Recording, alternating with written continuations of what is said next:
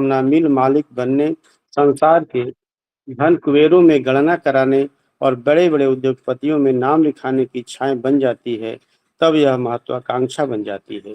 सामान्यतया से विरलता की स्थिति में पहुँचने की कामना ही महत्वाकांक्षा है।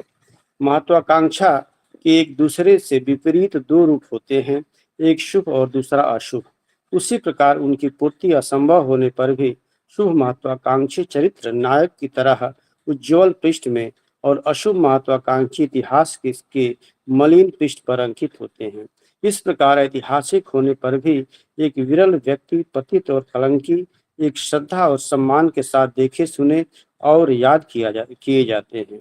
दूसरे घृणा एवं तिरस्कार के साथ दोनों ने अपनी लक्ष्य प्राप्ति में चाहे समान ही त्याग, बलिदान अथवा कष्ट सहन क्यों न किया हो, कितना ही परिश्रम, प्रयत्न एवं उद्योग क्यों न किया हो, किंतु शुभ अथवा अशुभ के साथ संसार का यह भिन्न दृष्टिकोण अवश्य बना रहेगा।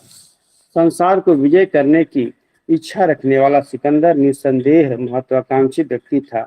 उसकी आकांक्षा बहुत ही बड़ी और विरल थी। इसे मूर्तिमान करने के लिए उसने बहुत बड़ा त्याग किया, अपार कष्ट उठाए और अनंत उद्योग किया और उसने अनेक देशों पर अपनी विजय वैजयंती भी फहराई।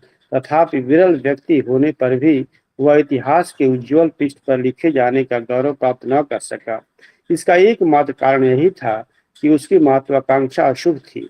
उसकी विजय के पीछे कोई भी मांगलिक उद्देश्य न था। उसकी महत्वाकांक्षा उसके व्यक्तिगत दंभ और शक्ति अहंकार की उद्धतता से दूषित थी। उसने अपने व्यक्तिगत अहंकार को तुष्ट करने के लिए न जाने कितने देशों को रौंद डाला, हजारों लाखों निरपराधों को मौत के घाट उतारा और अपनी सेना के असंख्यों सैनिकों को निरुद्देश्य सम्राज्ञी में आहुति बना डाला। निरर्थक अशांति, अराजकता, युद्ध और रक्तपात का दोषी होने के कारण ऐतिहासिक होकर भी सिकंदर महान न बन सका। यद्यपि अनेक लोग उसे सिकंदर महान की पदवी देते हैं, किंतु उसका महान मानने वाले व्यक्ति उस जैसे ही आतताई वृत्ति के हो सकते हैं। प्रत्युत कोई भी निष्पक्ष और बुद्धिमान व्यक्ति सिकंदर को उसकी उस विजय के लिए महान मानने को तैयार न होगा। वह तो उसे रणलिप्सु तथा रक्तरंजक ही कहेगा। एक अशुभता के कारण ही सिकंदर का सारा बलिदान, त्याग तथा उद्योग असफल होकर रह गया, जिसका फल उसके लिए ऐतिहासिक अपकीर्ति के सिवाय और कुछ न ला सका। चाणक्य राजनीति क्षेत्र का महान व्यक्ति है। यद्यपि उसने नंद तथा आम्भिक जैसे राजाओं को आमूल नष्ट कर डाला, अनेक युद्ध कराए ही नहीं, उनका नेतृत्व भी किया। जहाँ तक रक्तपात का प्रश्न है, चाणक्य के जिम्मे भी यह बात आती है। तथा राजनीति क्षेत्र का वह एक विरल व्यक्तित्व है और इतिहास के उज्ज्वल पृष्ठ से अंकित है और लोक में श्रद्धा तथा सुयश का भागी है। सिकंदर तथा चाणक्य दोनों युद्ध के हेतु रहे, किंतु सिकंदर कलंकित और चाणक्य यशस्वी। इसका एकमात्र कारण यही है कि चाणक्य का उद्देश्य, उसकी महत्वाकांक्षा का ध्येय और उसके सारे युद्धों का लक्ष्य शुभ था। जहाँ विजय के पीछे सिकंदर की यह महत्वाकांक्षा थी कि वह सारे संसार का एक छत्र शासक बने, संसार उसकी अपराजेय शक्ति के सम्मुख नमन करे, उसका साम्राज्य विस्तार हो और मानव जाति उसकी दास बने। वहाँ चाणक्य की महत्वाकांक्षा यह थी कि देश की राजनीति, अव्यवस्था तथा अस्त व्यस्तता दूर हो, शासन में स्थिरता आए, छोटे छोटे राज्यों के रूप में खंड खंड देश एक और एक राष्ट्र बने, राजाओं की अनीति और अत्याचार का दमन हो, नंद जैसे राजाओं का उन्मूलन हो, जनता का त्रास दूर हो, सब और सुख शांति और व्यवस्था की परिस्थितियां दिखाई देने लगे। राष्ट्र एक संगठन और एक राजनीतिक सूत्र में बद्ध हो, इसकी शक्ति बढ़े, आचरण उज्जवल हो और देश से विदेशियों का भय दूर हो। जहाँ सिकंदर की महत्वाकांक्षा उसने शक्ति, दर्प और व्यक्तिगत अहंकार से प्रेरित थी, वहाँ चाणक्य की महत्वाकांक्षा का आधार देश शक्ति, राष्ट्र शक्ति, समाज के हित और लोक रंजन ही था। उसका उससे यद किंचित भी अहंकार अथवा स्वार्थ न था। यही शुभ और अशुभ का अंतर था, जिससे दोनों की महत्वाकांक्षाओं ने दोनों की ऐतिहासिक स्थिति में आकाश पाताल का अंतर कर दिया। मनुष्य को महत्वाकांक्षी होना चाहिए। महत्वाकांक्षा से ही मनुष्य महान बनता है। बिना ऊंची कल्पना और आकांक्षा के वह यूं ही सामान्यतर स्थिति में पड़ा रहता है, किंतु अपनी महत्वाकांक्षा में शुभ अशुभ का ध्यान अवश्य रखना चाहिए। नहीं तो साधारण व्यक्ति जहाँ जहाँ कुछ समय के लिए सीमित क्षेत्र में ही अपवाद, कलंक अथवा धिक्कार के पात्र बनते हैं, वहाँ असाधारण व्यक्ति अशुभ महत्वाकांक्षाओं के कारण इतिहास में अस्थायी रूप से युग युग धिक्कारे जाते हैं। यह जीवन की बड़ी व्यापक, विराट और दूरगामी असफलता है। इस परिणाम मूलक महत्वाकांक्षा से कहीं अच्छा एवं कल्याणकर है कि मनुष्य साधारण जीवन परिधि में सज्जनता पूर्वक चुपचाप जीवन पूरा कर ले।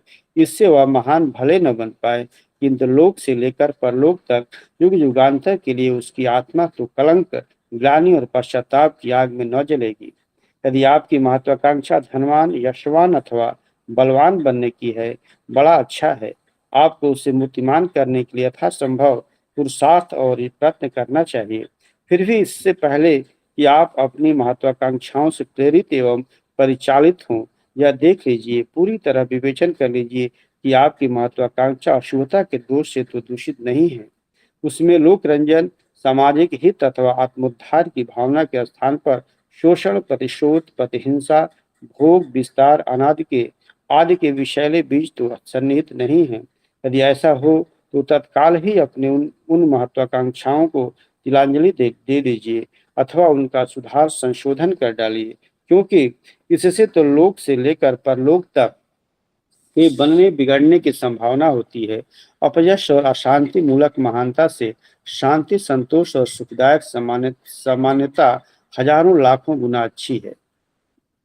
इस संबंध में आत्मविवेचना करते समय निष्पक्ष और निस्वार्थ रहने की आवश्यकता है। यदि आंख पर से इन आवरणों को उतार कर दिग्दर्शन न किया गया तो अपने दोष दिखाई न देंगे। स्वार्थ और पक्षपात के दोष दृष्टि को ऐसा पूर्ण दे दिया करते हैं, इससे असत्य, सत्य और अहित हित दिखलाई देने लगता है और मनुष्य अपने ही दृष्टिकोण से स्वयं प्रवंचित हो जाता है। इसलिए महत्वाकांक्षाओं के विषय में उनके रूप और उनका विवेचन करने में बहुत ही सतर्क और सावधान रहना चाहिए। महत्वाकांक्षी बनिए, उनमें शुभ संकल्प का समारोपण करिए, उनको मूर्तिमान करने के लिए सतपथ का अवलंबन करिए और संसार में महान, उन्नतशील और यशस्वी होकर इस महत्वपूर्ण मानव जीवन को सफल एवं सार्थक बनाइए। परमेश्वर आपकी सहायता करे। सभी को प्रणाम भैया।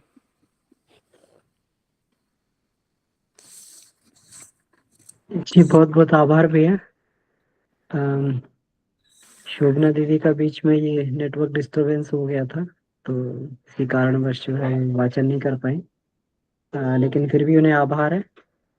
और इसमें हेमलता दीदी का आज ये था सार प्रस्तुतिकरण। मुझे लगता है दीदी अभी है नहीं इसमें।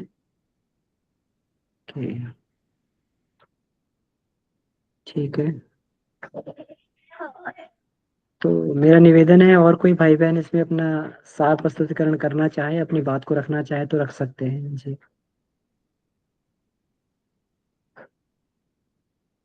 हेमलता दीदी अभी मुझे लगता है किसी कारणवश इसमें जुड़ी नहीं है।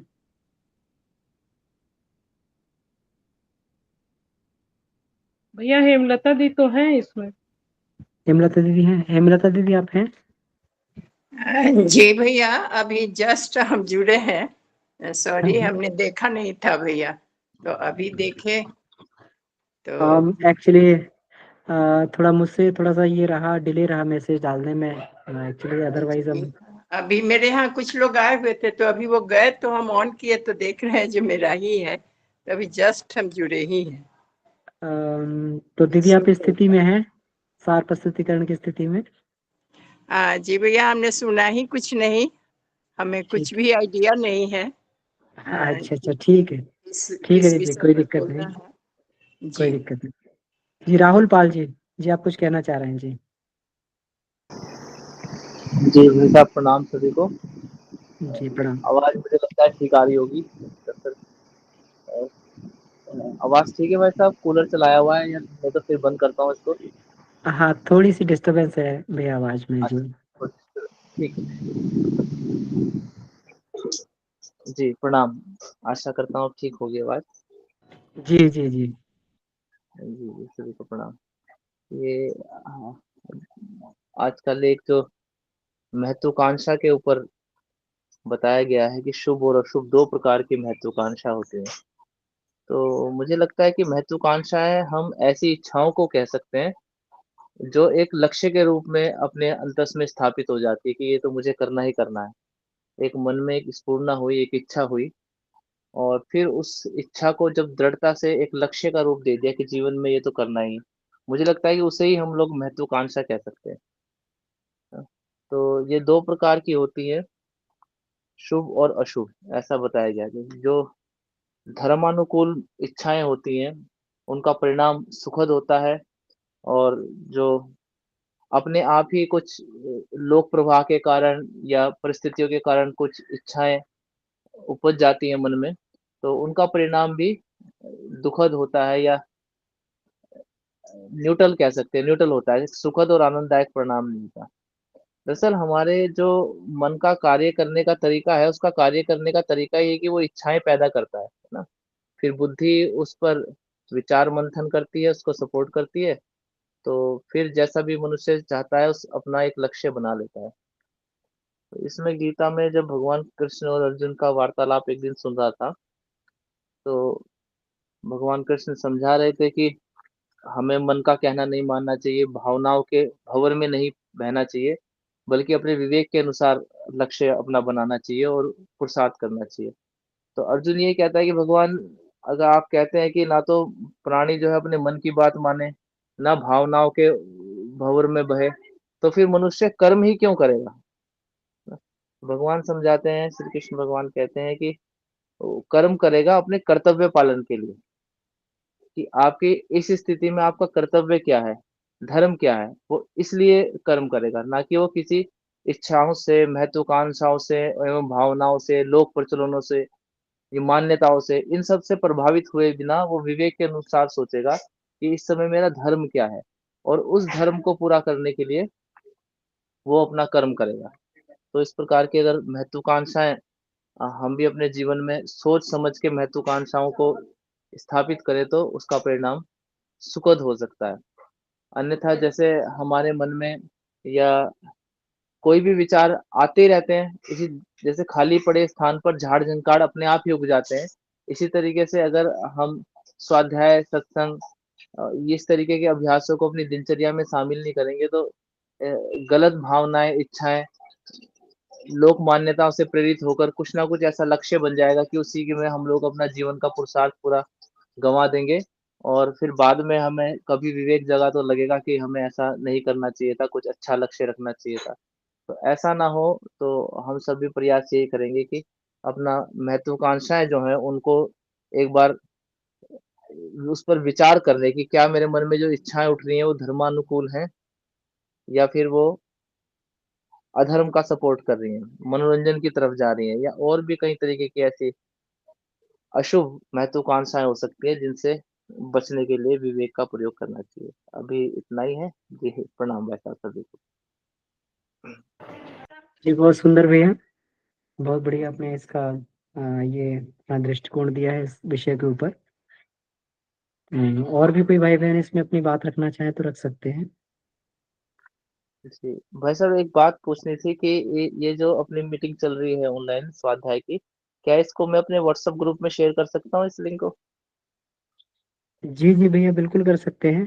इसमें तो अ, जितने अधिक से अधिक लोग जुड़ सकते हैं उतना अच्छा ही है। तो फिर भी इसको मैंने आपसे पूछना उचित समझा एक बार मैंने कहा, भैया हाँ, पता नहीं, चलेगा। इसमें जुड़ सकते हैं जो भी स्वाध्याय की जिज्ञासा जिनको भी है, हुँ, जो भी सीरियसली स्वाध्याय करना चाहते हैं वो ज़रूर जुड़ें और अपना स्वाध्याय करें। तो ये तो बहुत अच्छी बात है। जी, जी धन्यवाद। प्रणाम। जी धन्यवाद भैया। तो बहुत सुंदर भैया। इसमें हम लोग ये देखते हैं कि महत्वाकांक्षा क्या है? जो गुरुदेव ने इसमें इसकी परिभाषा दी है, इसको एक बार देख लें कि महत्वाकांक्षा का अर्थ है सामान्यता से बढ़कर इच्छा करना और उसकी पूर्ति से उस क्षेत्र में बढ़कर स्थिति तथा स्थान पाना। तो सामान्य इच्छाएँ व्यक्ति की होती हैं, शरीर तक सीमित होती हैं। तो शरीर तक सीमित है तो व्यक्ति उसी परिधि तक काम करता है कि जितने से उसका शरीर का यापन चल जाए, जीवन यापन उसका चल जाए। वहीं तक जो है उसको अपना ये कार्य करता है और अपनी गतिविधियों को वहीं तक बढ़ाता है। उससे आगे बढ़ने की ना तो उसे प्रेरणा होती है, ना वो साहस जुटा पाता। लेकिन अगर ये सामान्य से बढ़कर और असामान्य की स्थिति में पहुंच जाए, यही इच्छा है, तो असामान्य की स्थिति में पहुंच जाती तो उसी स्तर की उसको प्रेरणा मिलती है और उतना ही इसका दायरा बढ़ता चला जाता है। जैसे इसमें धन का उदाहरण दिया है कि धन जो है गुजारे लायक अगर कमाना है तो तो ये कामना आकांक्षा के रूप में कोई बहुत अधिक महत्व नहीं रखती। इससे केवल आवश्यकताओं की पूर्ति हो सकती है। लेकिन उससे आगे बढ़कर अगर उसे संपत्ति जमा करनी है तो उससे सामान्य कामना से कुछ आगे बढ़ना पड़ेगा। सामान्य कामना से, जैसे हम लोग, ये एक मजदूर होता है, वो प्रतिदिन कमाता है, प्रतिदिन खर्च कर लेता है, तो कोई बहुत ज्यादा उसकी जो है इसमें एक सामान्य इच्छा होती है कि मेरा गुजारा चल जाए। जैसे कोई भी जो हमारे इसमें जीव जंतु जानवर भी हैं, तो आहार निद्रा भय मैथुन, ये सामान्य इच्छाएं लेकर ही अपना जीवन यापन करते हैं। तो मनुष्य भी सामान्य इच्छा रह के कमाता है तो उसकी परिधि वहीं तक सीमित रहती है। लेकिन जैसे ही उसकी इच्छा और बढ़ती है कि संपत्ति को जमा करे, जब संपत्ति को जमा करने की इच्छा बढ़ती है तो फिर थोड़ा और उसमें जो है वो प्रयत्न करता है, पुरुषार्थ करता है, अपने दायरे को और बढ़ाता है। लेकिन अगर यही कामना अगर ये बन जाए कि उसे मिल का मालिक बनना है और उसकी गणना जो धन कुबेरों में हो, तो फिर ये महत्वाकांक्षा बन जाती है। अब देखिए इसमें गुरुदेव ने कितना स्पष्ट कर दिया है कि अगर अपने शरीर के गुजारे लायक करना है तो एक सामान्य इच्छा है, कामना आकांक्षा है, इसका कोई बहुत महत्व नहीं है। और अगर उसे जो है उससे ऊंचा बढ़ के संपत्ति जमा करना है तो ये सामान्य कामना से कुछ आगे की बात हुई, सामान्य कामना से कुछ आगे की बात है। लेकिन उसे अगर धनपति और कुबेर बनना है ना, बड़ा बड़ा जो है उसे धन कुबेर बनना है, उद्योगपतियों अपनी गिनती करनी है, तो फिर उसकी जो इच्छा है ये महत्वाकांक्षा बन जाती है। मतलब अपनी इच्छा का विस्तार बहुत अधिक बढ़ा देना, ये महत्वाकांक्षा उसको अपने जीवन में बन जाती है। तो सामान्यता से विरलता की स्थिति में पहुंचने की कामना ही महत्वाकांक्षा है कि हम कुछ कर रहे हैं और लोगों की तरह कर रहे हैं, तो एक सामान्य इच्छा है। लेकिन विरल में पहुंचना है कि जहां पर बहुत कम लोग पहुंचे हैं, फिर ये महत्वाकांक्षा बन जाती है। बहुत सारे लोग हम लोगों ने देखे, बहुत बहुत छोटे स्तर से जिन लोगों ने प्रारंभ किया। जमशेद जी टाटा को देखें तो कोई बहुत बड़े आदमी नहीं थे जमशेद जी टाटा जी, लेकिन उनकी महत्वाकांक्षा थी। उस महत्वाकांक्षा को लेके आगे बढ़े और आगे बढ़ के कितना विस्तृत उन्होंने टाटा ग्रुप को बना दिया। इसी तरीके से हम लोग धीरू भाई अंबानी को देखें तो कोई बहुत ज्यादा वो धनपति कुबेरपति नहीं थे, लेकिन महत्वाकांक्षा थी कि एक दिन मेरा भी जो है इतना बड़ा वर्चस्व होगा, तो उस स्थिति तक पहुंच गए, है ना। यहाँ पर सिकंदर का उदाहरण दिया हुआ है। सिकंदर का ये था कि उसे विश्व विजेता बनना था। अब यहाँ पर आगे ये भी इसको ये कहा गया है कि महत्वाकांक्षा भी दो रूप ले लेती है। फिर दो रूप ले लेती है, एक शुभ रूप होता है, एक अशुभ होता है। और उसी प्रकार उसकी पूर्ति असंभव होने पर भी शुभ महत्वाकांक्षी चरित्र नायक की तरह उज्जवल पृष्ठ में और अशुभ महत्वाकांक्षी इतिहास के मलिन पृष्ठों पर अंकित होते हैं। अब जबकि ये देखा गया कि दोनों को ही समान रूप से त्याग और बलिदान करना पड़ता है, दोनों को समान रूप से कष्ट सहन करना पड़ता है, दोनों को समान रूप से परिश्रम करना पड़ता है, किंतु शुभ अथवा अशुभ के साथ संसार का दृष्टिकोण भिन्न हो जाता है। तो फिर शुभ आकांक्षा ही की जाए, शुभ महत्वाकांक्षा ही की जाए। जब मेहनत भी उतनी करनी पड़ रही है, पुरुषार्थ भी उतना करना पड़ रहा है, अपना त्याग बलिदान भी उतना करना पड़ रहा है, तो फिर क्यों? हमें तो लगता है कि आतंकवादी को या और जो चोर है उसको कुछ ज्यादा ही करना पड़ता है, उसको कुछ ज्यादा ही सतर्क सावधान रहना पड़ता है, कुछ ज्यादा ही त्याग बलिदान करना पड़ता है उसको अपने जीवन में, तो लेकिन संसार का उसके प्रति दृष्टिकोण क्या होता है? इनकी भी कोई जो जीवन होता है कम कठोर नहीं होता। कठिन परिस्थितियों में इन लोगों को भी रहना पड़ता है, आतंकवादियों को रहना पड़ता है, चोरों को रहना पड़ता है, घूस लेने वालों को रहना पड़ता है, रात में नींद नहीं आती है ना, और सतर्क रहना पड़ता है। इनको भी रहना पड़ता है, इनको भी त्याग और बलिदान करना पड़ता है। त्याग और बलिदान किस परिप्रेक्ष्य में करना पड़ेगा? त्याग और बलिदान से इनकी जो है सुख शांति चौपट हो जाती है। इनका जो है तरह तरह के ने जो है ये झूठ बोलने पड़ते हैं, तरह तरह के जो है अपनी आत्मा का हनन करना पड़ता है, तरह तरह के लोग इनके दुश्मन बन जाते हैं। लोग दुश्मन बन जाते हैं तो उसी तरीके से हमेशा प्राण संकट में रहते हैं।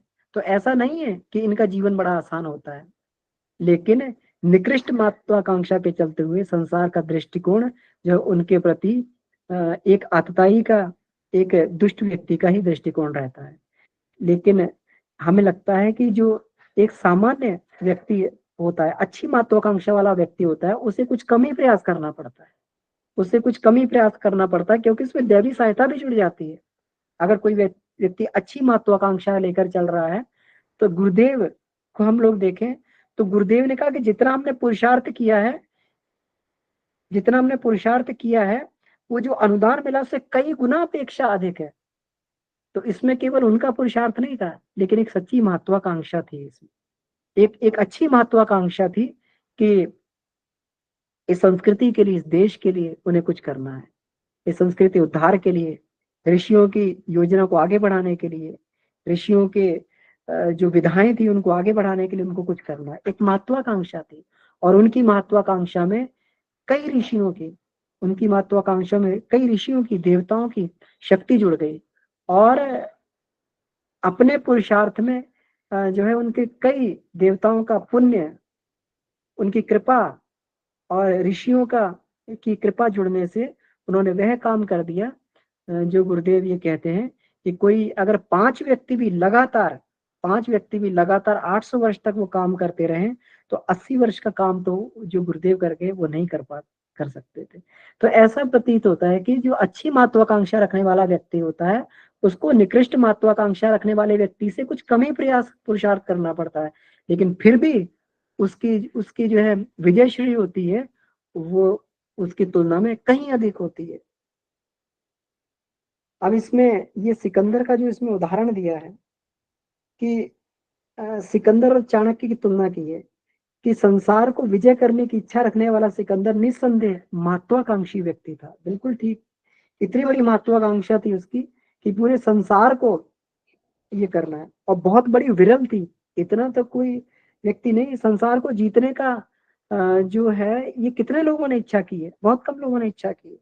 हिटलर जैसे लोगों ने, सिकंदर जैसे लोगों ने, नेपोलियन जैसे लोगों, कितने हैं, उंगली पर गिने जा सकते हैं, बहुत विरल थी। इसको मूर्तिमान करने के लिए उसने बहुत बड़ा त्याग किया, अपार कष्ट उठाए और अनंत उद्योग किया। उसके सारे अनेकों देशों अपनी विजय वैजयंती भी फहराई, तथापि विरल व्यक्तित्व होने पर भी इतिहास के उज्जवल पृष्ठ पर लिखे जाने का गौरव प्राप्त न कर सका। इसका एकमात्र कारण है उसकी महत्वाकांक्षा अशुभ थी। उसने व्यक्तिगत दंभ और शक्ति, अहंकार की उद्धता से उसकी महत्वाकांक्षा दूषित थी। जबकि चाणक्य देखें, चाणक्य भी राजनीति क्षेत्र में थे, है ना, चाणक्य भी, लेकिन वो महान व्यक्ति थे, चाणक्य का चरित्र महान था, जबकि उन्होंने भी युद्ध करवाए, युद्ध के लिए प्रेरित किया, और कई राजा को, अंबिक और नंद जैसे कई राजाओं को उन्होंने आमूल नष्ट कर दिया, आमूल चूल नष्ट कर दिया, उसमें भी रक्तपात हुआ। लेकिन चाणक्य के जिम्मे ये बात आती है, युद्ध की बात उनके जिम्मे भी आती है, लेकिन फिर भी राजनीति क्षेत्र में उनका व्यक्तित्व विरल है, और यह व्यक्तित्व के साथ में इतिहास के उज्जवल पृष्ठ में उनका नाम अंकित है, और उनको लोक श्रद्धा और सुयश मिलता है। आज चाणक्य का नाम जो है, चाणक्य का नाम सम्मान से लिया जाता है। लोग चाणक्य नीति पढ़ते हैं, राजनीति पढ़ते हैं, तो चाणक्य नीति भी उसमें पढ़ाई जाती है। तो सिकंदर और चाणक्य दोनों ही युद्ध के हेतु रहे, किंतु सिकंदर कलंकित और चाणक्य यशस्वी बने। इसका और हम लोग उदाहरण देख सकते हैं, तो ये देख सकते हैं हम लोग कि अर्जुन ने भी युद्ध किया, दुर्योधन ने भी युद्ध किया, दोनों ने युद्ध किया, दोनों ने ही नरसंहार किया, लेकिन एक की महत्वाकांक्षा उज्जवल महत्वाकांक्षा थी और दूसरे की निकृष्ट महत्वाकांक्षा थी। और दोनों का हम लोग इतिहास देख सकते हैं। अर्जुन को सब लोग जो है ये अर्जुन का उदाहरण देते हैं और उसका अनुसरण करने का प्रयास करते हैं, लेकिन दुर्योधन का कोई अनुसरण करने का प्रयास नहीं करता और इतिहास में एक दूषित व्यक्ति के चरित्र की तरीके से उसका जो चरित्र वहां पर अंकित हो गया है। तो इसी तरीके से गुरुदेव ने इसमें ये लिखा है। तो इसमें गुरुदेव ये कहते हैं कि मनुष्य को महत्वाकांक्षी होना चाहिए, क्योंकि बिना महत्वाकांक्षी हुए जीवन में महान बनने की बात नहीं आ सकती। क्योंकि महान बनना है, विरल व्यक्तित्व बनाना है, तो व्यक्ति को महत्वाकांक्षी बनना ही पड़ेगा। एपीजे अब्दुल कलाम कहा करते थे कि जो व्यक्ति जीवन में सपने नहीं देख सकता वो कुछ बड़ा काम नहीं कर सकता। बड़ा काम करने के लिए बड़े सपने देखने पड़ेंगे, छोटे मोटे सपने नहीं, बड़े सपने देखने पड़ेंगे, तभी व्यक्ति बड़ा बन सकता है। तो मनुष्य को महत्वाकांक्षी होना चाहिए। महत्वाकांक्षा से ही मनुष्य महान बनता है। बिना ऊंची कल्पना और आकांक्षा के वह यूं ही सामान्यतर स्थिति में पड़ा रहता है, किंतु अपनी महत्वाकांक्षा से शुभ अशुभ का ध्यान अवश्य रखना चाहिए। कहते हैं कि जो अब्राहम लिंकन थे, कहते हैं बचपन में पत्थर पर खड़े होके और जोर जोर से चिल्लाया करते थे, मैं इस देश का राष्ट्रपति बनूंगा, मैं इस देश का राष्ट्रपति बनूंगा। लोग उसको पागल बताते थे बचपन में, लेकिन अपनी इस महत्वाकांक्षा को पूरा करने के लिए उन्होंने अदम्य मेहनत, अदम्य साहस और अदम्य मेहनत का उन्होंने परिचय दिया। कहते हैं कि कोयले से अंगीठी की आंच में वो अपनी पढ़ाई किया करते थे, पढ़ते थे, और फिर विकसित होते होते इस महत्वाकांक्षा के सहारे, इस लक्ष्य के सहारे वो विकसित होते होते अमेरिका के 17वें राष्ट्रपति बने। ये महत्वाकांक्षा की ही शक्ति थी। गांधी के अंदर महत्वाकांक्षा की ही शक्ति थी कि हमें अंग्रेजों को यहाँ से बाहर निकालना। भगत सिंह को उनकी महत्वाकांक्षा ही शक्ति देती थी कि हमें जो है ये इसमें अंग्रेजों को बाहर करने के लिए हमें फांसी के तख्ते पर झूल जाना है। ये महत्वाकांक्षा ही थी, सामान्य उससे नहीं होता। चंद्रशेखर आजाद हो, ये सब उनकी महत्वाकांक्षा ही थी, जिन्होंने सतत उनकी प्रेरणा बनकर उनको शक्ति दी। तो महान बनने के लिए महत्वाकांक्षा जरूरी है। बिना ऊंची उड़ान के ऊंची कल्पना और आकांक्षा के यूं ही सामान्यतर स्थिति में पड़ा रहता है, किंतु अपनी महत्वाकांक्षा में शुभ अशुभ का ध्यान अवश्य रखना चाहिए। नहीं तो साधारण व्यक्ति जहां कुछ समय के लिए सीमित क्षेत्र में ही अपवाद, कलंक अथवा धिक्कार के पात्र बनते हैं, वहां असाधारण व्यक्ति अशुभ और आकांक्षाओं के कारण इतिहास में स्थायी रूप से युग युग के लिए धिक्कारे जाते हैं। यह जीवन की बड़ी व्यापक, विराट और दूरगामी असफलता है। इससे बढ़िया तो सामान्य ही रहे व्यक्ति, छोटी छोटी इच्छाएं करे। अगर निकृष्ट महत्वाकांक्षा है तो निकृष्ट महत्वाकांक्षा से बढ़िया तो व्यक्ति सामान्य ही रहे। अगर कलंकित करेगा तो छोटे ही दायरे में कलंकित हो, अगर वो गलत करेगा तो छोटे ही दायरे में गलत करेगा। तो इसमें ये कहा गया है कि जो असाधारण व्यक्ति अशुभ आकांक्षाओं के कारण इतिहास में स्थायी रूप से युग युग तक धिक्कारे जाते हैं, इससे बढ़िया तो ये है, इससे बढ़िया कल्याणकारी है तो मनुष्य साधारण जीवन परिधि में सज्जनता पूर्वक चुपचाप जीवन पूरा कर ले। इससे वे महान भले न बने, किंतु लोक से लेकर परलोक तक युग युगांतर के लिए उसकी आत्मा तो कलंक, ग्लानि और पश्चाताप की आग में न जलेगी। इससे तो सामान्य रहना ही बढ़िया है। अपनी महत्वाकांक्षा को निकृष्टता की दिशा में मोड़ने से बढ़िया है कि व्यक्ति सामान्य ही बना रहे। अब इसमें देख लेना चाहिए, महत्वाकांक्षाओं को परखना चाहिए। अपनी महत्वाकांक्षाओं को धनवान, यशवान अथवा बलवान बनने की है तो अच्छा है। अपने आपको उसे मूर्तमान करने के लिए यथासंभव पुरुषार्थ प्रयत्न करने चाहिए। फिर भी इससे पहले कि आप अपनी महत्वाकांक्षाओं से प्रेरित परिचालित हों, ये बड़ी महत्वपूर्ण बात गुरुदेव ने कही है। ये देख लीजिए, पूरी तरह विवेचना कर लीजिए कि आपकी महत्वाकांक्षा अशुभता के दोष से दूषित तो नहीं है कहीं। उसमें लोकरंजन, सामाजिक हित अथवा आत्मोद्धार की भावना के स्थान पर शोषण, प्रतिशोध, प्रतिहिंसा, भोग विस्तार आदि के विषैले बीज तो नहीं है। अगर है तो उसमें सुधार और संशोधन कर डालिए, क्योंकि इससे तो लोक से लेकर परलोक तक के बनने बिगड़ने की आशंका है। इस संबंध में अब ये भी बहुत सुंदर बात गुरुदेव ने इसमें कही है, बहुत ही महत्वपूर्ण बात है कि देखिए, अपनी जब महत्वाकांक्षाओं का व्यक्ति विश्लेषण करता है तो वो जो है इतनी जल्दी इसमें विश्लेषण नहीं कर पाता है, क्योंकि उसकी महत्वाकांक्षा ही उसको कुछ का कुछ अपने विषय में उसको दिग्भ्रांत करने लगती है। जैसे इसमें कहा है कि इस संबंध में आत्म विवेचना करते समय निष्पक्ष और निस्वार्थ रहने की आवश्यकता है। पहली बात, यदि आंख पर से यह इन आचरणों को उतारकर दिग्दर्शन न किया गया तो अपने दोष दिखाई न देंगे। अब बहुत कम लोग जो हैं निस्वार्थ और निष्पक्ष भावना से अपनी महत्वाकांक्षा का अवलोकन करते हैं। तो इस स्थिति में तो बढ़िया यही है कि कोई अच्छे व्यक्ति से, महान व्यक्ति से, जो है अच्छे व्यक्ति से, एक निष्पक्ष न्यायशील व्यक्ति से उसका ये न्याय करवा के देखना चाहिए। यदि आंख से इन आवरणों को उतार कर दिग्दर्शन न किया जाए तो अपने दोष कभी दिखाई नहीं देते। स्वार्थ और पक्षपात के दोष दृष्टि को ऐसा कोण दे दिया करते हैं, ऐसा कोण दे देते हैं जिससे असत्य में सत्य दिखाई देता है। मतलब कितना भी असत्य हो लेकिन फिर भी उसमें व्यक्ति सत्य ढूंढ ही लेता है, अगर दृष्टिकोण निकृष्ट बना हुआ तो। स्वार्थपूर्ण दृष्टिकोण है और अहित में ही तो दिखाई देने लगता है, अहित में ही दिखाई देने लगता है।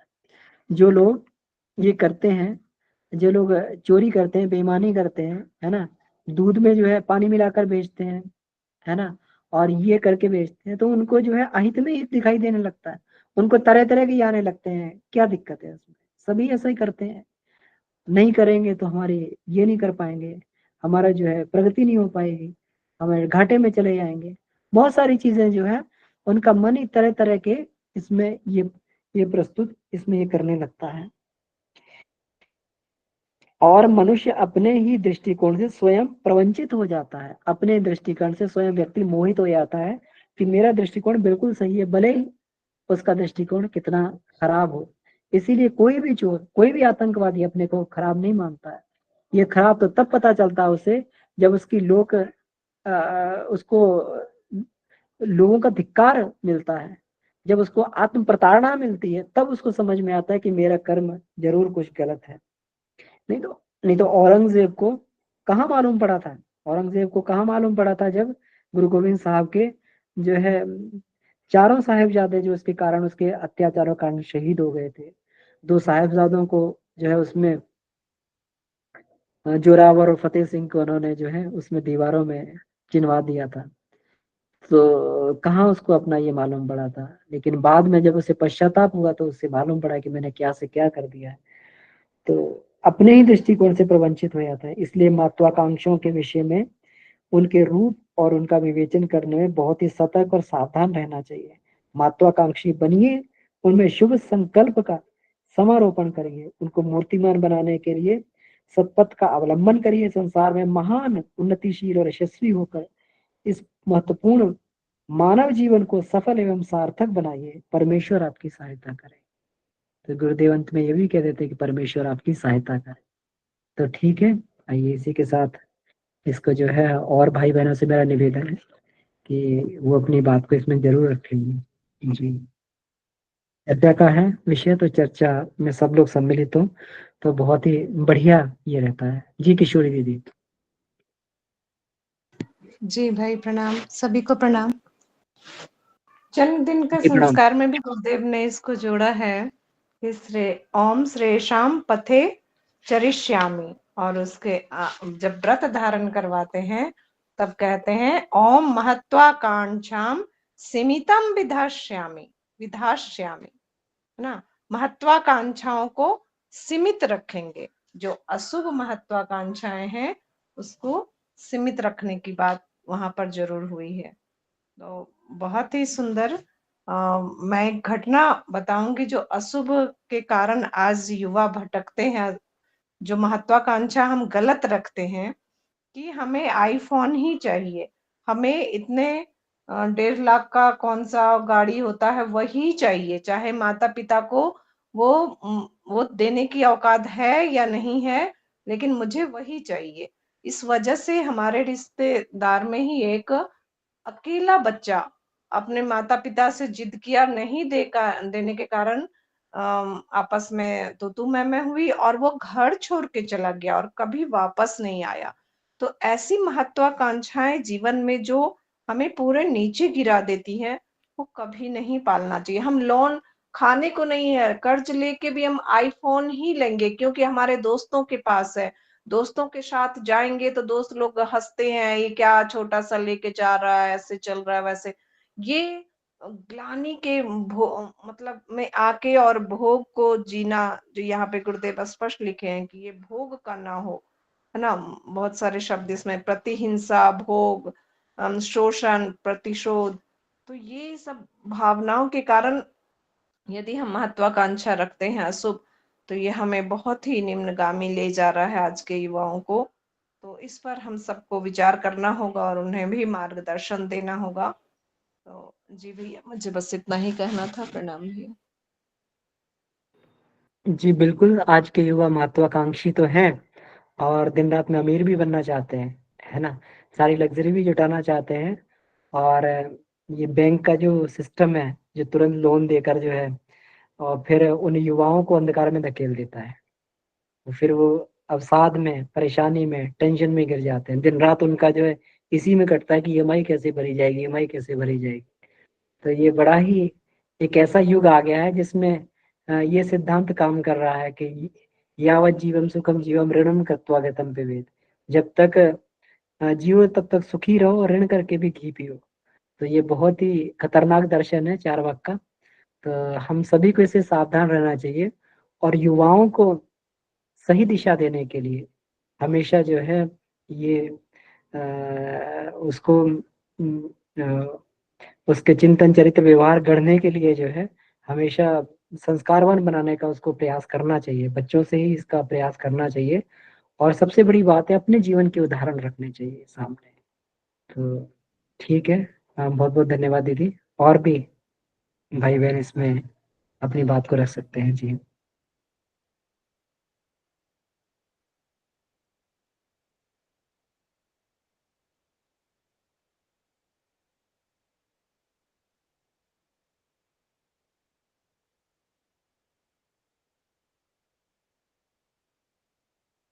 जी प्रहलाद जी भाई साहब। सबों को मेरा सादर प्रणाम। जी भाई साहब प्रणाम। ये वर्तमान समय में शुभ और अशुभ महत्वाकांक्षा का उदाहरण एक एक देंगे हम। हमारे यहाँ एक किशोर कुणाल नाम के एक आईपीएस थे, नाम सुना होगा आप लोगों ने। वो बहुत कड़क आईपीएस थे अपने समय के और आधी नौकरी लगभग पार किया उन्होंने और आध्यात्मिक भी थे, बहुत ईमानदार, आध्यात्मिक। कुछ दिनों के बाद, और हनुमान जी के भक्त भी थे बहुत बड़े। कुछ दिनों के बाद उन्होंने नौकरी से रिजाइन कर दिया। संभवतः डीआईजी पोस्ट तक पहुंचने के बाद उन्होंने रिजाइन कर दिया। पटना जो लोग भी गए होंगे देखे होंगे कि स्टेशन के जस्ट बाहर, कैंपस के जस्ट बाहर एक हनुमान मंदिर है। बहुत छोटा सा मंदिर है था। उनके दिमाग में आई कि हम इसको बड़ा बनवाएं और इतना बड़ा मंदिर बना है कि हजारों आदमी प्रतिदिन दर्शन करते हैं। और जब मंदिर बनना शुरू हुआ तो सिर्फ कुणाल साहब के नाम से, उनकी ईमानदारी से लोग परिचित थे, तो जानते थे कि यहाँ दिया हुआ दान या किया हुआ काम कभी इधर उधर नहीं जाएगा। रिक्शा वाले रिक्शा रोक के और उसके बाद जाके उसमें कार सेवा करते थे। तो ऐसे वो मंदिर तैयार हो गया। बाद में वो धार्मिक न्यास संघ के अध्यक्ष हुए और अभी कुछ दिनों पहले जो है, वो अभी 1 महीना हुआ, 1 डेढ़ महीना हुआ, तो उनकी मृत्यु हो गई। और उसके बाद उनकी पत्नी ने एक स्कूल खोला। वो भी उसी अंदाज में, जैसे वो कड़क आईपीएस थे, उसी अंदाज में कि बच्चों को सही शिक्षा मिले और सही ढंग से बच्चों को पढ़ाया जाए, नैतिक शिक्षा दी जाए। तो ऐसे कम उदाहरण मिलेंगे, ज्यादा उदाहरण मिलेंगे अभी के समय में, जो अच्छी खासी नौकरी कर रहे हैं, पैसा भी खूब कमा रहे हैं इधर उधर से, और उनके दिमाग में महत्वाकांक्षा उठी कि इस इलेक्शन में खड़े हो जाएंगे तो जरूर हम जीत जाएंगे। और हुआ कि रिजाइन करके और उसके बाद टिकट मिला किसी पार्टी से, वो ज्वाइन किए, हार गए। उसके बाद नौकरी भी गई, जमा पूंजी भी गई और सब कुछ गया। तो उनकी महत्वाकांक्षा थी कि हम ये लाखों में कमा रहे थे, करोड़ों में कमाएं और ब्लैक मनी को व्हाइट मनी करें। तो यही महत्वाकांक्षाओं में अंतर होता है। हमको, आपको, सबको सोच विचार कर अपनी महत्वाकांक्षा की छलांग लगानी चाहिए। धन्यवाद। जी भाई साहब, बहुत बहुत धन्यवाद। आपने बहुत ही सुंदर उदाहरण इसमें ये प्रस्तुत किया है। उदाहरण से वास्तव में जो है बात बड़ी ही सुपाच्य हो जाती है। जी।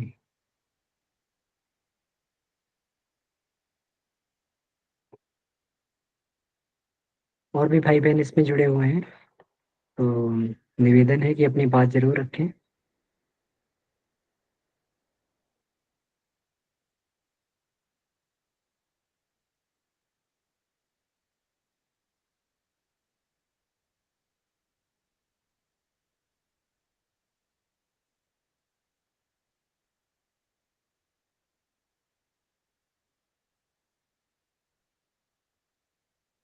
जी, तो इसमें हाँ, राजेंद्र जी भाई साहब। जी जी भाई साहब, सभी को प्रणाम। जी भाई साहब, प्रणाम। चीज हमने अनुभव किया है अपने प्रैक्टिकल लाइफ में कि महत्वाकांक्षाएं तो शुभ अशुभ हमेशा आती आती रहती हैं, लेकिन अशुभ महत्वाकांक्षाओं पे आदमी बिना सोचे समझे लग जाता है। लेकिन जब शुभ महत्वाकांक्षी, जैसे प्रहलाद भैया ने अभी एक उदाहरण दिया जो है कि हम चाहते हैं ये काम हम करें, लेकिन उस काम को करने के पीछे जो प्रेरणा या जो चीजें मिलनी चाहिए, जो चीज हिम्मत साहस जो भी हो, उसकी बड़ी कमी हो जाती है, जिससे वो शुभ महत्वाकांक्षा केवल मतलब विचार में या मन में तो आता है, लेकिन हमने देखा वो पूर्ण नहीं हो पाता। बहुत लोगों से, जैसे कि ये काम किया जाए, इस पर विचार किया जाए, बड़ी बड़ी मीटिंगें हुई, सब कुछ हुआ, लेकिन उस काम को आगे बढ़ाने में बड़ी दिक्कतें आई और वो काम नहीं हुआ। और कोई अशुभ इसी तरह की चीजें आती हैं तो वो देखते हैं फटाफट, यहाँ खर्च करना, इस तरह के करना है, भजन कीर्तन करना, भंडारा करना, वो फटाफट हो जाता है। तो इसमें वो साहस की कमी भी हमको नजर आती है खुद अपने में। जी भैया। जी बिल्कुल, इसमें आपकी बात बिल्कुल सही है कि कोई महत्वाकांक्षा अगर अच्छी लेके चला जाए तो उसकी पूर्ति के लिए जो है इतना सहयोग और ये नहीं मिलता है। और जो इसमें ये बताया गया है कि इसमें त्याग, बलिदान, है ना, और श्रम, ये पूरा का पूरा जो है खूब इसमें नियोजित करना पड़ता है। तो इतना ये नियोजित करना पड़ता तभी ये बात बन पाती है, नहीं तो महत्वाकांक्षा भी एक सामान्य इच्छा बन के रह जाएगी। जी महत्वाकांक्षा जी। तभी है जब उसको पूरा करने के लिए कुछ भी करने पे उतारू हुआ जाए, हाँ, वो तो ये धीरे साहस से वो लग जाए। प्रेरणा जो हो, उसकी कमी हमेशा बनी रहती है। ये हमने जी। अपने जीवन में कई बार देखा और कई बार कोशिश किया, लेकिन ठीक है, लगे हुए हैं, लगता है अ, अभी गुरु जी की इसमें कृपा है। जी जी, और ऐसा भी नहीं है कि इसमें जो है जरूरी हम हर कोई काम सोच ले और हो भी जाए, है ना। कभी कभी बहुत सारी परिस्थितियां और ये इस तरीके की होती हैं, और ईश्वरी इच्छा भी ऐसी होती है। कभी कभी हम लोग सोच लेते हैं लेकिन वो ईश्वरी इच्छा के अनुकूल भी नहीं होता है। तो बहुत सारी बातें इसमें लगती हैं, तब जाके ये बात बन जी पाती है। जी जी, तो सही कहा आपने। जी जी जी, अर्चना दीदी। सभी को प्रणाम। भैया जो कह रहे हैं, राजेंद्र भैया, साहस की तो कमी होती है। मुझे लगता है भैया हम अपना धैर्य भी नहीं उतना रख पाते हैं। बिल्कुल क्योंकि बिल्कुल कोई जी, बिल्कुल सही कहा। कोई भी शुभ काम समय तो लेता है, और वो शुभ है इसीलिए परीक्षा हो रही है, क्योंकि बीच बीच में उसको टेस्ट किया जाएगा वाकई में शुभ है या नहीं है। हम्म, क्योंकि वही शॉर्टकट से सक्सेस सबको मिल रही है, लेकिन वो जी सक्सेस कितनी दिन की है, कैसी है, इस पे तो हम लोग विचार ही नहीं कर रहे हैं। अब जैसे हम लोग बात करते हैं अधिकारियों की, या जिनको भी जो भी पद प्रतिष्ठा पे हैं, आईएएस पीसीएस बनते हैं, या कोई भी अपने जीवन में जिसको कह रहे हैं हम संतुष्ट हो गए, अब उस संतुष्टि के लिए मेहनत, धैर्य, साहस सभी कुछ चाहिए था। और जब हम बीच में छोड़ देते हैं तो हमारी मेहनत वहीं बंद हो जाती है, जितना हम आगे बढ़े थे हम उससे और पीछे चले जाते हैं। और उसके अलावा जो दीदी कह रहे थे कि युवाओं में बहुत, मतलब जो दीदी ने एक उदाहरण दिया, वो भी मुझे लगता है कि वो जो एक एक दो दो बच्चे आजकल घर में होते हैं, क्योंकि ठीक है जनसंख्या वृद्धि पे भी ध्यान देना है, हम अपने बच्चों को ना सुनना नहीं सिखाते कि ये नहीं मिलेगा। जब तक हमारे सामर्थ्य में है हम उसको देते रहते हैं, और अंत में उस बच्चे की जिद हो जाती है, मेरे माँ बाप तो सब पूरा कर ही देंगे। इसका बहुत बड़ा कारण जो आपने बताया, एक बच्चा होना जो है, ये बहुत बड़ा कारण हमने देखा है जिद की पूर्ति का। हाँ बिल्कुल वही भैया। अब जैसे हम लोग कई बार, मैं मजाक में, मेरे यहाँ जो स्टूडेंट हैं जब वो दुष्टता देते हैं, नहीं सुनते हैं, तो मैं उनसे कहते हैं क्या है, एक अंडा वो भी गंदा, सुधर जाओ वरना आगे बहुत जीवन मुश्किल में आएगा। तो बच्चे मतलब हंस के निकल जाते हैं। अरे एक बच्चा है, चलो आज तो जो भी माँ बाप दे पा रहे हैं या समाज दे रहा है जो भी है, अगर माँ बाप थोड़ा सोचें कि 18, 19, 20, 21, जब तक हम उनकी इच्छाएं किसी भी तरीके से लोन लेके, ईएमआई पे, घर बेच के, पेट काट के, जैसे भी कर रहे हैं, वो बच्चे को जी हम निकृष्ट बना रहे हैं। बिल्कुल बिल्कुल और आगे बिल्कुल जाके वो बच्चा कहीं ना कहीं हमारे ही गले काटने को तैयार हो जाएगा। बिल्कुल बिल्कुल दीदी, क्योंकि हमने ही उसकी आदत खराब की है। हाँ वही, थोड़ा सा एक है तो क्या हुआ, जो जी हम लोग अगर पढ़ा हो चाणक्य की दंड नीति, दंड तो हर उम्र पे चाहिए, उसका बस प्रकार बदलता जाता है, कभी डांट के, कभी प्यार से, कभी उदाहरण दे के, बहुत सारी चीजें आती हैं। और हम आंखों पे पट्टी बांध लेते हैं धृतराष्ट्र की तरह, नहीं, बिल्कुल गांधारी जी बिल्कुल की तरह। धृतराष्ट्र तो खैर बेचारे थे ही नेत्रहीन, लेकिन गांधारी जी ने आंखों पे पट्टी बांध ली। तो वो पट्टी जब तक हम नहीं खोलेंगे तो हमारा नहीं, सही बहुत और गलत बहुत का। हमने देखा, काफी एक्टिव होने पे ज्यादा से ज्यादा हमने देखा, हम लोग 25% कड़ाई कर पाते हैं, 75% तो चीजें सामने आई जाती है, हम नहीं पूरी करते हैं, कोई और कर देता है, वो नहीं करते हैं, कोई और कर देता है, तो उसमें 75% तो ये लापरवाहियां हो रही है। हो रही है, वही बच्चा है, चीज है भैया। बिल्कुल तो सही यही कहा। था भैया, बाकी बिंदु दीदी कुछ कह रहे थे। जी बिंदु दीदी। जी जी भी आप सभी को प्रणाम। जी दी प्रणाम। जी मैं ये सोच रहे हैं भैया कि हर जगह इतना नशा बढ़ गया है, और हर जगह दुकानों पे देसी शराब, विदेशी शराब, गांव के भी सड़कों पे खुल गया, सामने सामने बोर्ड टंगा हुआ है, शाम को इतना भीड़ें लगी रहती हैं कि औरतें नहीं निकल पाती हैं। शहर का भी माहौल तो अब खराब है, मैं देखती हूँ कि वहाँ भी भीड़ लगा रहता है। तो ऐसे लोग बिगड़ रहे हैं तो कैसे सुधार होगा भैया?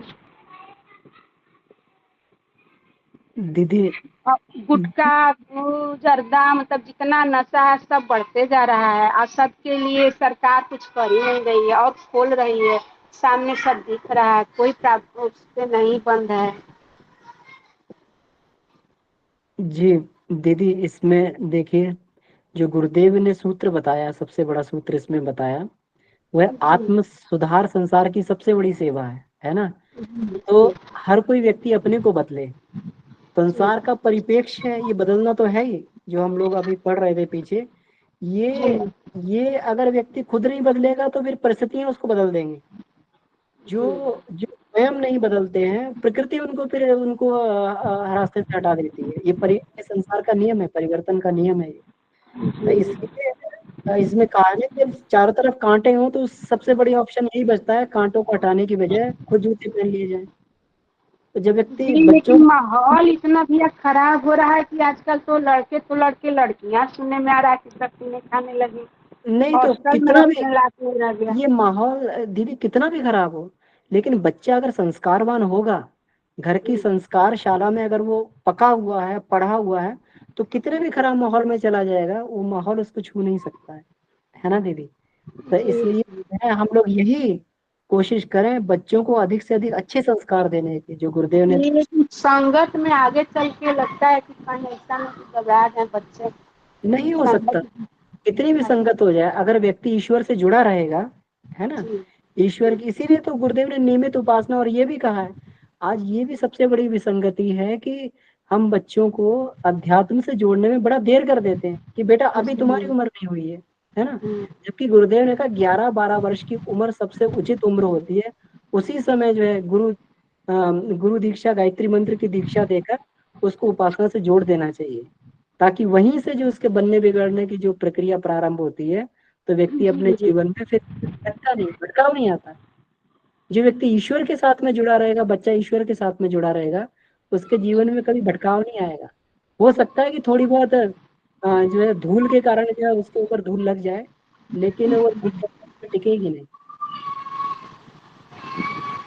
भैया मैं बहुत अपने को भाग्यशाली समझती हूँ कि कोने में बैठे हुए आप लोग कितनी अच्छी अच्छी बातें सुनने को मिल जाती है, और आप लोग से जुड़ाव हो गया है। मुझे बहुत पहले से शरीर में रोगों का भी बदलाव हुआ है, बहुत खुशी मिलती है। बाबूजी, गुरुजी, आप लोग के सामने के मेरा जितना मुझे खुशी होती है कि ऐसा युग भी आ गया, मोबाइल का युग आ गया कि हम कोने में आप लोग की हर बातों को अच्छे से हम सुन रहे हैं, समझ रहे हैं और कर रहे हैं। संस्कार भी अच्छा बच्चों को मिल रहा है, बहुत खुशी होती है जी। जी दीदी, तो यही इसकी सार्थकता भी है दीदी, इस ग्रुप की यही सार्थकता है कि हमारे जीवन में, चिंतन में, चरित्र में, और हमारे जो है इसमें सब में बदलाव आ रहा है, तो बहुत सुंदर है दीदी। बहुत बहुत धन्यवाद। हाँ पहले अभी तो मैं गायत्री मंत्र करती थी, लेकिन इतना कुछ नहीं मिलता था, अपने ही माला जाप करके आदमी रह जाता था, सुनने के लिए नहीं मिलता था। अब तो सब कुछ आदमी सुन सकता है, इतना अच्छा सुविधा विज्ञान की भी जय हो। जी जी जी जी दीदी, जी बिल्कुल। हाँ जी दीदी भैया आपका प्रणाम। एड्रेस। प्रणाम भैया आप सभी को। जी प्रणाम दीदी। लक्ष्मी दीदी। प्रणाम भैया जी, दीदी जी, सभी को मेरा प्रणाम। जी दीदी प्रणाम।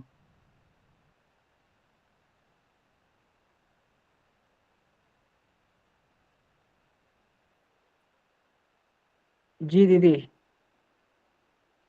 हाँ दीदी, विभा दी- म्यूट हो गए आप। ठीक है, हाँ होने लगता है पूरा हो गया है क्या? दीजिए। Okay okay.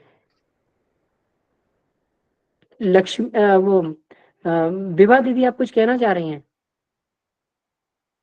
जी भैया, मतलब सभी बात अच्छे हैं, पर जो अर्चना दीदी बोली हैं उस पे हम सोचने पे मजबूर हो गए हैं। ये बात जैसे बच्चों के लिए बोल रही थी दीदी, तो बताइए भैया, बच्चे को तो अपने आदमी कष्ट सह के अपने औकात से ज्यादा, अपने सीमा से ज्यादा दीदी जो भी खर्च आवाज कर कट लिया रही है है। दीदी। और गुरुदेव जैसा आप बोल रहे दीदी हैं आपकी भैया, आवाज पता नहीं, मुझे स्पष्ट नहीं आ रही अर्चना है पूरा। दीदी। हेलो। नहीं, दिक्कत हो रही है, आवाज कट रही है। जी हाँ दीदी बताएं। अच्छा, आवाज कट रही है, आवाज कट रही है ना अब ठीक भैया? आ रही है। अच्छा, बोल रहे थे भैया कि अर्चना दीदी जैसा बोल रही थी, तो उनकी बातों पे हम सोचने पे मजबूर हो गए। जैसे देखिए, अपनी सीमा से ज्यादा अपने बच्चों पे आदमी खर्च करता ही है। ये शुरू से जैसे बच्चे से लत लग गया है गार्जियन लोगों को, क्योंकि बच्चे अपने बच्चे को कभी अपने सरकारी स्कूल में पढ़ाना नहीं चाहता, फिर जब बच्चे बड़े हो जाते हैं तो गवर्नमेंट कॉलेज में पढ़ाना नहीं चाहता। तो ये सब महत्वाकांक्षा ही तो है। अपने को कष्ट दे कर बच्चे को पढ़ाता है। और उस जितना गुरुदेव अपने ऊपर जितना लगाम लगाए हैं उतना असंभव है। आज के डेट में एक हम ही नहीं है, हम जिधर दृष्टि देखते हैं उधर सभी लोगों को मतलब अपने लिए हो या ना हो पर बच्चों के लिए करते हैं। और जब वही बच्चे बड़े हो जाते हैं तो फिर आगे हम कुछ नहीं बोल सकते, जितना कहेंगे उतना कम है। ये बहुत वही तो बात गहन है की बातें दीदी, हैं भैया। हम्म, बच्चे को सीमाएं पता होनी चाहिए, हमारे माता पिता क्या कर सकते हैं हमारे लिए। आधुनिकता हमेशा से रही है, हमारे आपके समय में भी माता पिता ने किया, लेकिन हमें हमारी सीमाएं बताते हुए। बिल्कुल तो बस इतना सा ध्यान रखना है। नहीं हो पाता है दीदी, यही तो सबसे भारी कमजोरी है, नहीं हो पाता है। अपनों से बोले तो कि 2 पैसा कमा कर लाते ना, उसी में सारी के सारी पैसा बच्चों पे झोंक देते हैं। नहीं बच्चा पढ़ेगा मतलब गवर्नमेंट स्कूल में जाएगा, गवर्नमेंट कॉलेज में जाएगा, नहीं नहीं प्राइवेट स्कूल में पढ़ेगा, पटना के जो सबसे टॉप 10 है ना उसी में पढ़ेगा। और अच्छा दीदी, हम सभी लोग गवर्नमेंट में ही पढ़े होंगे, हम जिस उम्र के हैं, हाँ दीदी बोलिए। है ना? हाँ और आज का हम प्राइवेट एक बार कंपेयर कर लें तो उस जी गवर्नमेंट में कितना भी खराब टीचर होगा, कितनी भी खराब पढ़ाई होगी, फिर भी बेहतर होगी। हाँ प्राइवेट में बिल्कुल, क्या हो रहा है, गवर्नमेंट बस में लादा जा सर रहा है।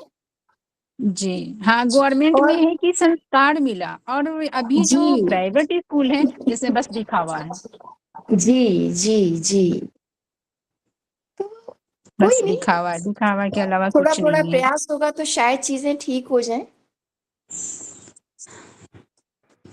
जी बिल्कुल ठीक है। तो थोड़ा थोड़ा प्रयास हम सभी लोग अपने स्तर से करें बच्चे को संस्कारवान बनाने का, तो अपने आप ही धीरे धीरे करके उनकी महत्वाकांक्षा निकृष्ट दिशा में न जाकर महान दिशा की ओर जाएंगी। जी तो इसी के साथ समय हो गया है, तो बहुत बहुत आभार सभी को। और जो है ये बहुत ही अच्छी चर्चा रही। कल भी हम लोग जो है इसी की आगे चर्चा है, जो महत्वाकांक्षाओं के ऊपर है, इसी पर ही जो आधारित है। तो कल फिर हम लोग इस विषय पर चर्चा करेंगे। आप सभी को बहुत बहुत आभार आज के स्वाध्याय में जुड़ने के लिए। कल इसी समय पुनः जुड़ेंगे। बहुत बहुत धन्यवाद। जी भैया आदरणीय प्रणाम, शोभना सभी को दीदी को प्रणाम। शोभना दीदी को धन्यवाद और आदरणीय ओम नारायण भैया को धन्यवाद वाचन के लिए। बहुत बहुत आभार जी। तो आइए शांति पाठ करते हैं। ओम शांति शांति शांति। जी समाप्त। सभी को प्रणाम, धन्यवाद। प्रणाम सभी को, प्रणाम सभी को, प्रणाम। प्रयास हो गया था, सभी को सभी को प्रणाम, प्रणाम। सभी को प्रणाम भैया, सभी को प्रणाम। शुभ रात्रि।